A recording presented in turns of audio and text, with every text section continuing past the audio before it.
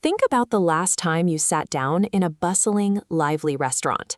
Now, mentally rewind the clock by a few hours. Before the clinking glasses and hum of conversation, this room was completely silent and perfectly still. To keep a room full of people satisfied, every movement is timed and every object is positioned with a specific purpose.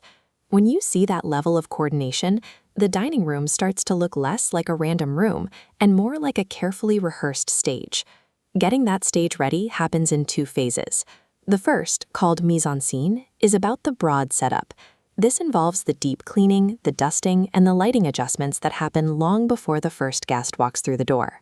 The second phase is a detailed organization called mise en place. As seen in this manual, this stage is about pre-organizing every tool, refilling pantry staples, and polishing silverware, so staff never hunt for a clean spoon during a rush.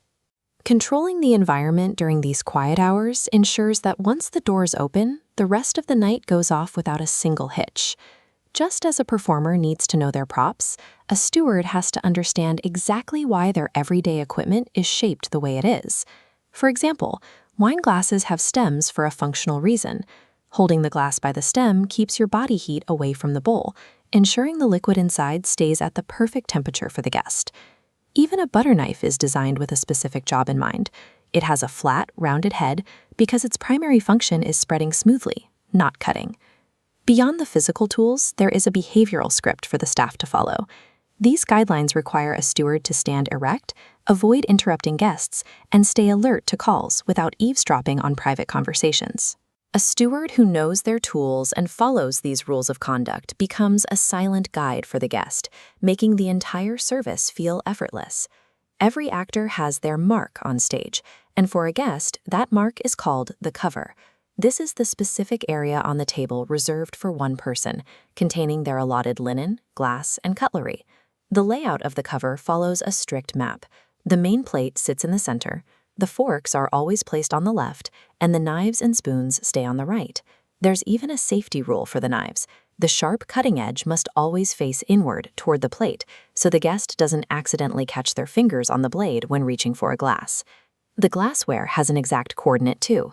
The primary water glass is placed precisely at the tip of the right-hand knife. This geometric consistency means guests never have to search for what they need. Their hands find the right tools instinctively, allowing them to stay fully immersed in the meal. Once the guest arrives, the steward follows a step-by-step sequence of service. It begins by greeting the guest, helping them to their seat, and serving water. As the meal progresses, pre-plated food and soup are always served from the right side. The steward also watches for silent signals. If a guest places their knife and fork parallel to each other on the plate, they are signaling they've finished the course, telling the steward it's okay to clear the dish. Throughout the entire stay, the steward makes sure the water glass is constantly refilled. This is the only item staying on the table until the guest finally leaves the room. When the preparation and the choreography align, the steward becomes the person responsible for a meal that feels completely effortless from start to finish.